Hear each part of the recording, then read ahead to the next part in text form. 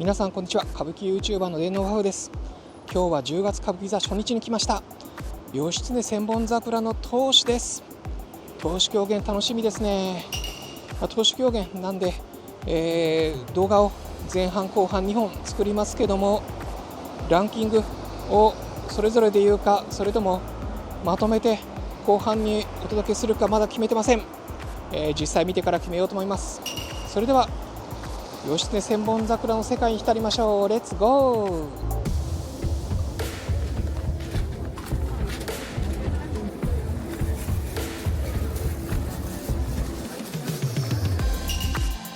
今最初の義経千本桜鳥居前が終わりました。いや、團子さんの狐忠信が素晴らしかった。いやー、私も思わず澤瀉屋と大向こうをかけてしまいました。それほど素晴らしかった。のびのびと、背が高いんで、手も長い、そして指も長い。その團子さんが大きくこの荒ごとの勇ましい姿を見せる。いやー、女形で、蝶の道行きをやっていた同じ團子さんとは思えない。いやー、この役者の力、そして若さのパワーの爆発を感じました。待てーというこの声も非常に良かったです。高い声まで、朗々と通る、ぜひ皆さん楽しんでください。この義経千本桜、江戸時代、中期、1747年にこれは3人の武田出雲、三好正楽、そして並木川柳の3名が文楽の物語として作りました。そして翌年1748年には歌舞伎化されたそうです。ちょうど今 NHK の大河でやってる蔦重が生まれたのが1750年なんで、その頃の話です。そして、今回鳥居前、京都伏見稲荷の前から始まってますけども、本当は、堀川御所のお場から、始まることも多いです。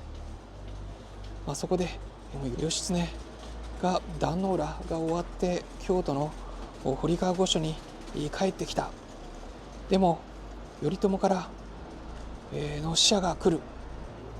そこで、実は、源氏の首として差し出した友盛、維盛、そして頼経の首が偽物であったことがバレる。そして天皇からもらった初音の鼓、それも自分に断れなくもらってしまったとかで、頼朝が言いがかりをつける。そしてその鎌倉方をなんと弁慶が、撃ってしまうと、切ってしまうということで、義経やむなく落ち延びていくという堀川御所の段というのがあります。その後落ち延びてくるところからこの物語があったり、鳥居前は始まります。鳥居前で、義経が弁慶も連れて、そして、落ち延びてくる。そこに静御前が、自分も連れて行ってくれと言って現れる。宮さんがやってます。弁慶は橋之助さん、そして最初に登場する義経、巳之助さんやってます。いや、巳之助さんの義経最初登場した時からなんかオーラがありましたね。品のある神々しいオーラが巳之助さん、義経ありました。そしてでも危険なんで、静御前を連れていけないと静御前に伝える。そこに静御前が一人最後初音の鼓をもらって佇むと。そこで敵方の鵜目高六がやってきて静御前を捕らえようとする。危機一髪静御前というところに團子さん演じる狐忠信が現れます。佐藤四郎兵衛忠信であっという間に敵をやっつける。そしてそこにまた義経が戻ってきて忠信に名前を与える。源九郎という名前を与える。そして静をよろしくと言って去っていく。静を守りながら源九郎狐最後狐六法とで去ってきます。その六法豪快な面と狐らしく、この手もそして足も狐らしく丸めるところがある。そこら辺独特ですから、ぜひ見てください。この忠信熊取も火炎熊というふうに言われてます。そして菱川のこのカツラ、独特の姿なんで、ぜひ団子さんのこの勇姿皆さん見てください。おもだかやっていう大向こうも結構バンバンかかってましたという、この狐の化身の忠信、そして静御前の旅はどうなるか、そしてこの物語全体がどう動くか。義経千本桜、本当に華々しい始まりでした。以上、鳥居前のレポートでした。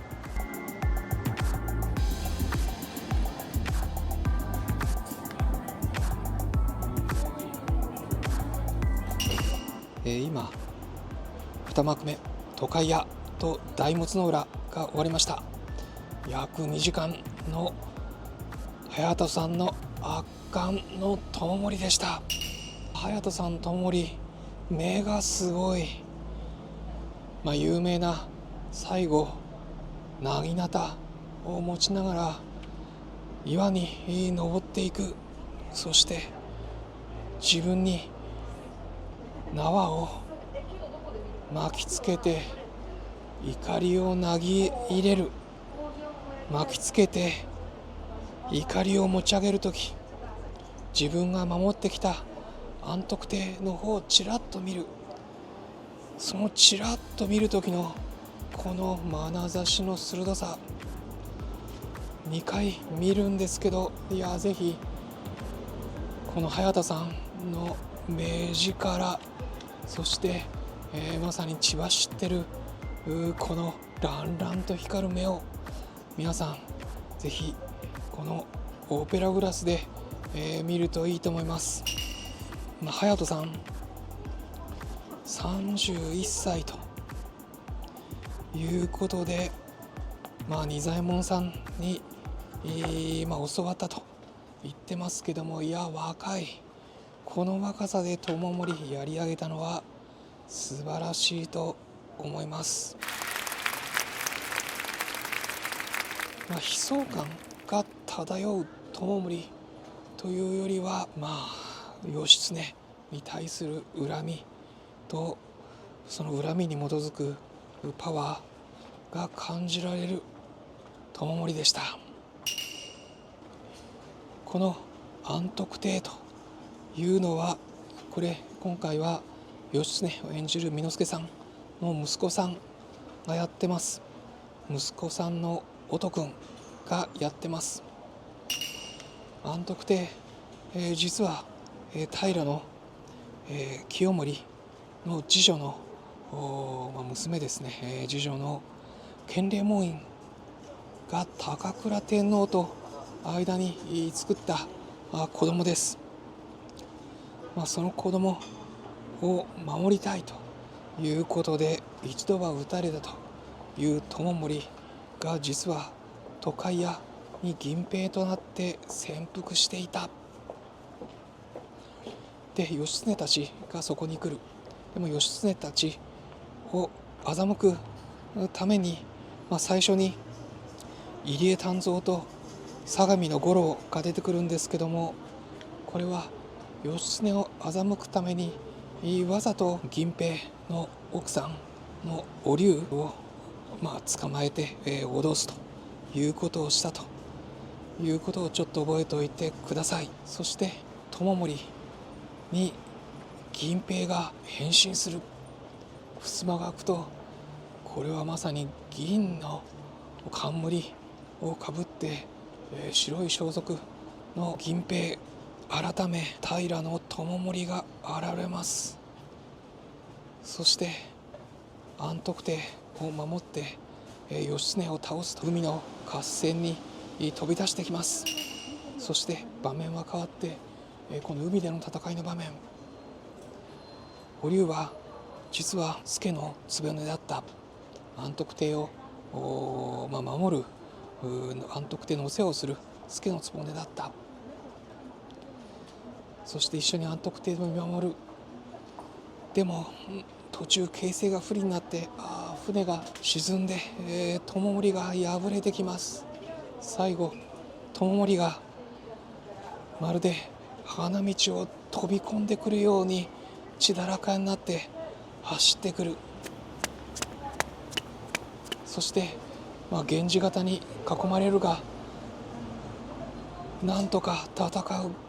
ボロボロになって戦う。そして弁慶からお前は最後だという数珠を首にかけられるけども、それもちぎる。でも安徳帝から友盛さらばと言われる。いやこれ男としては無念でしょうね。安徳帝がなんと義経側にもらえるということで心変わりをする。俺が守ってきたものは何だったのかという悔しさに打ち震える。恨み腹さでおくべきかと。でも最後負けを認めて義経、巳之助さんの義経、そして巳之助さんの息子が毛斗君が演じる安徳帝が見守る中、みんなが見守る中、海に身を投げようとする。自分の銀平の奥さんのお龍、実は助の局も自害する。そして最後は自分に縄を巻いて海に飛び込んできました。すごい派手厚さんということで、以前仁左衛門さんの一世一代の演技も見ましたけども、今日の長門さん、若い友盛素晴らしかった。脇を固める亀蔵さんの相模五郎、そして松緑さんの入江湛蔵、そして橋之助さんの弁慶も素晴らしかったです。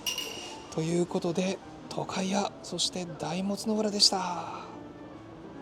これでまず昼の部第1部が終わりました。